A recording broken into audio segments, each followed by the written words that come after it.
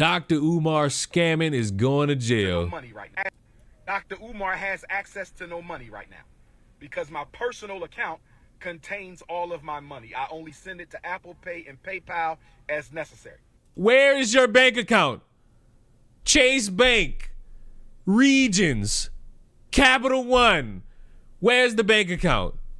Where is it? Why is it only through Apple Pay? I don't want to hear that. So the Prince of Pan-Africanism, for the first time in my life, is without any digital currency. So for my loyal supporters out there, Don't you dare. Please don't do it. Please don't do it. I'm going to lose my mind. I'm going to lose every fabric of Rhode Island deer if he says what I think he about to say. Loyal supporters, if you can spare a few dollars. Fuck you. Man, you gotta be fucking kidding me, dog. You actually gotta be kidding me. Bro, do you know what you are?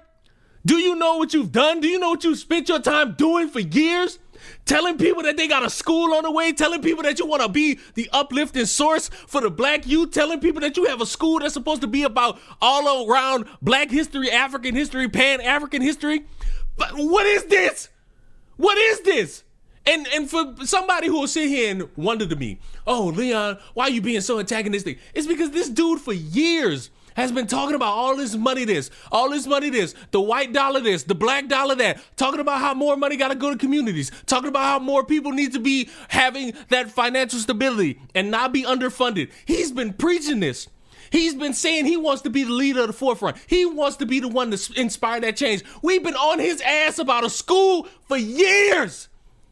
He's giving his opinion about everything and avoiding any conversation around that school. This is a joke to the highest order. And this is what pisses me off. For anybody who will sit there and pretend like, oh, Leon, you cool and gee, you want to help out black people. This dude has been in front of people's faces saying all this shit. He's been right in your face telling you all this time. He's working on this. He's working on that. He's putting forth effort towards this. He's putting forth effort towards that. And for him to be on here saying, my black faithful loyalists, can you please spare a dollar? My black faithful loyalists, because he like to repeat himself all the fucking time. Can you spare a goddamn dollar? You know what? Fuck him. Give me your money. If you just want to throw your money at anything, throw me your money. You know why? Because I asked. That's the only reason.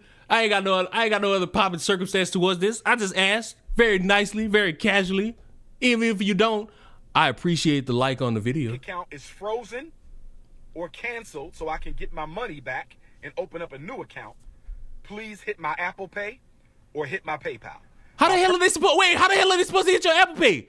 Don't they need your phone number for this? Personal PayPal account is Umar the Psychologist at yahoo.com. So that's paypal.me/Umar the Psychologist.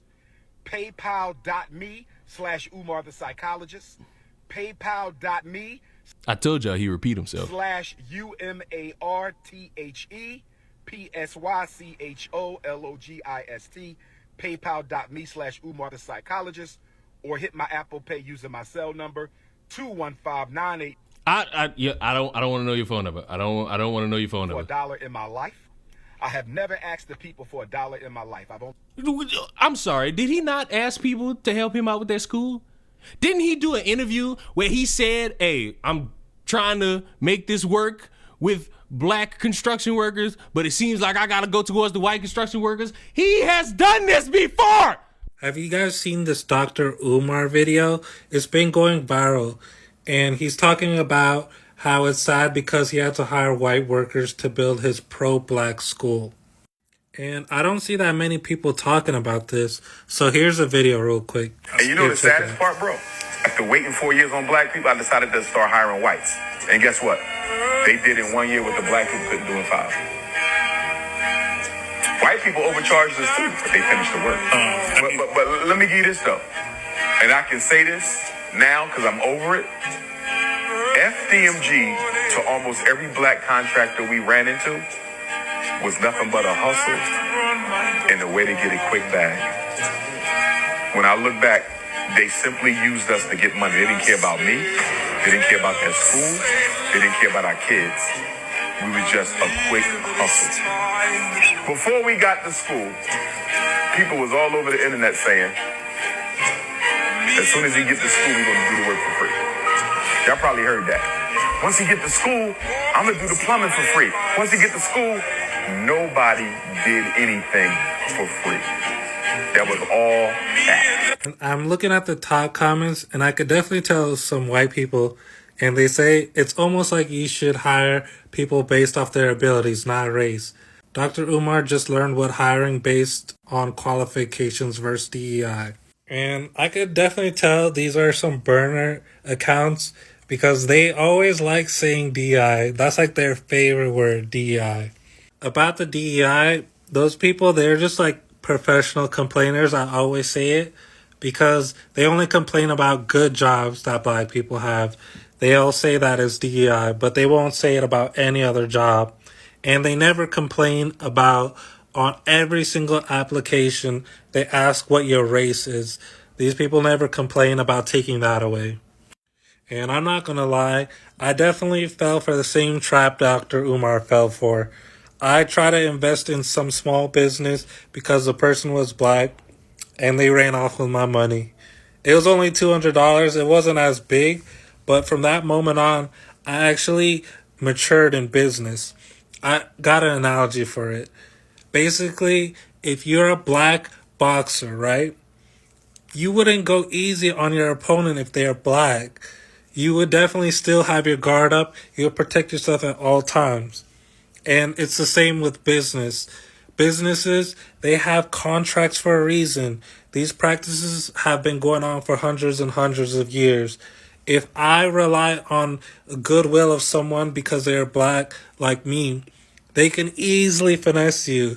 It's like dog eat dog world with business. But what do you guys think about all this?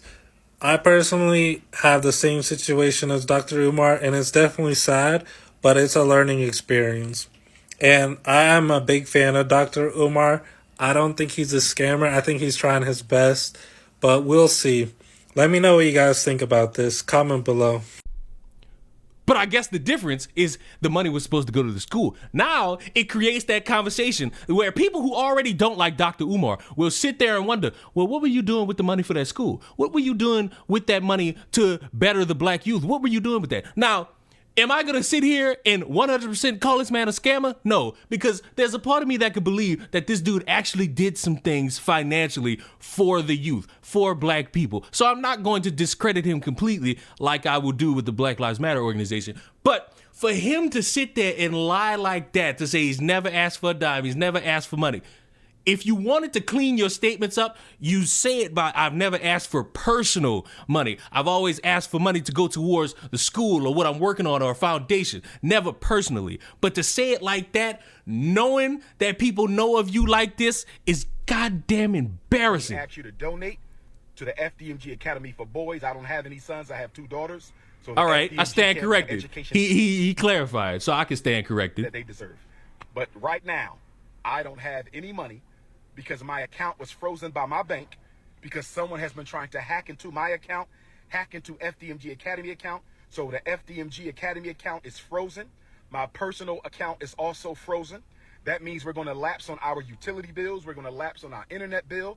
We're going to lapse on a lot of our bills at FDMG. That sounds like you need to be on that phone with that bank forever.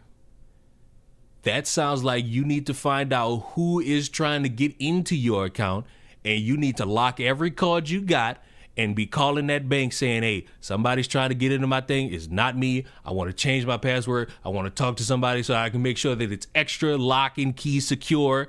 Y'all did all that talking when I said something about Umar.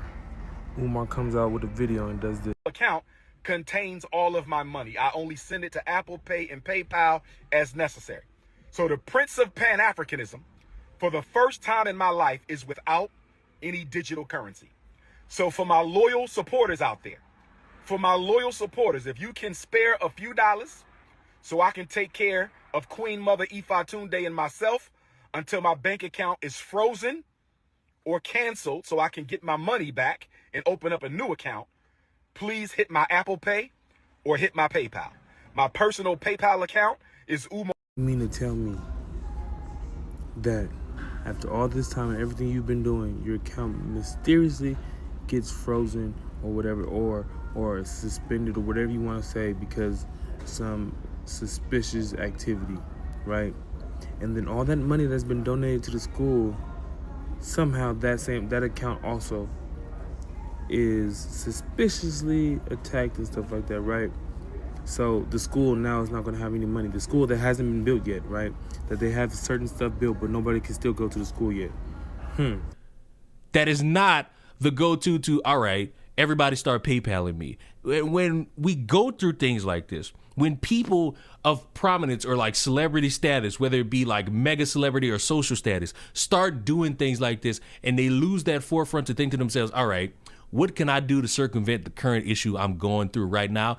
And you go immediately to the panhandle, it never really works in full capacity. Now, there's probably people who are donating to this man. I'm not about to sit here and say nobody's going to donate, because as we've seen throughout this entire year, anybody's willing to donate to anything if you tickle their balls enough. But the fact that I know of this dude from constantly asking for money, from constantly being in front of people's faces talking about the black dollar, constantly having nothing to show for it in the long run, I just don't like this in any capacity. And I don't like how you're in this situation with your bank and you immediately go the route of, I can't pay my utility, I can't pay my internet. Sounds like poor financial choices. And trust me, I know a lot about poor financial choices. And it seemed like you need to be on your phone with your bank and not spending your damn time in front of everybody's faces asking them to help you. Because much like you got utilities, you watching this have utilities. You got bills, you got internet, you got to make sure the gas is gassing, you got to make sure the water is watering, you got to make sure your car got gas in it, all these things to keep yourself afloat.